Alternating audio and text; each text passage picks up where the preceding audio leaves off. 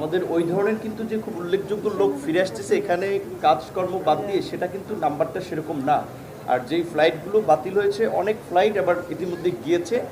আর যারা তারপরেও যদি ফিরে আসতে হচ্ছে, যেমন ইরান থেকে কিছুদিন আগে 185 জন যারা ফিরে এসেছিল, সেখানে আমাদের একটা পুনর্বাসন প্রকল্প আছে, যার মধ্য দিয়ে আমরা হচ্ছে তাদের যে অর্জিত স্কিল সেটাকে এখানে কাজে লাগানোর জন্য আমরা একটা ট্রেনিং দিয়ে তাদেরকে ট্রেনিং দিয়ে থাকি। আমরা কিছু ফান্ড নগদ দিয়ে থাকি, অ্যামাউন্টটা ছোট্ট হলেও আবার প্রবাসী কল্যাণ ব্যাংক তাদেরকে 3 লাখ টাকা পর্যন্ত ঋণ দিয়ে থাকে। তাছাড়া আমাদের শ্রমবাজার দীর্ঘদিন ধরে যেটা মধ্যপ্রাচ্য কেন্দ্রিক ছিল, এখন আমরা সেটাকে ডাইভার্সিফাই করে আমরা বিভিন্ন দেশে, বিশেষ করে আগামী 8 এপ্রিল আমাদের মন্ত্রী পর্যায়ের মালয়েশিয়ার শ্রমবাজার ওপেন করার জন্য একটা মিটিং হবে, থাইল্যান্ডের একটা মিটিং হবে, এবং অনেকখানি এই কাজে আমাদের অগ্রগতি হয়েছে। সো আশা করি আমাদের এই ক্ষেত্রে খুব বেশি সংকট তৈরি হবে না। আপনাদের সকলকে ধন্যবাদ। আমাদের মন্ত্রণালয়ের নিয়ম অনুযায়ী প্রথমেই লাশ পরিবহনের জন্য 35,000 টাকা, তারপরে পর্যায়ক্রমে খরচের জন্য 3 লক্ষ টাকা এবং বিমার প্রাপ্তি অনুযায়ী আরো 10 লক্ষ টাকা দেওয়া হয় যারা বিএবিটি রেজিস্ট্রেশন করে যায়।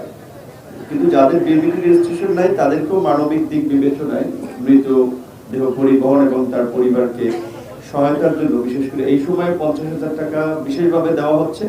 এবং আরো কিছু মানবিক সহায়তা যদি আমাদের করা যায়, যেটা প্রবাসী কল্যাণ মন্ত্রণালয়, প্রবাসী কল্যাণ ও বৈদেশিক কর্মসংস্থান মন্ত্রণালয়ের ওয়েজ আর্নার্স বোর্ড যেটা সবসময় এই খরচগুলো করে থাকে। মধ্যপ্রাচ্য বিশেষ করে ইরান, ইসরায়েল, যুক্তরাষ্ট্রের এই সংঘাতে হারিয়েছি এবং ইতিমধ্যেই আজকে নিয়ে 3 জনের লাশ দেশে এসেছে।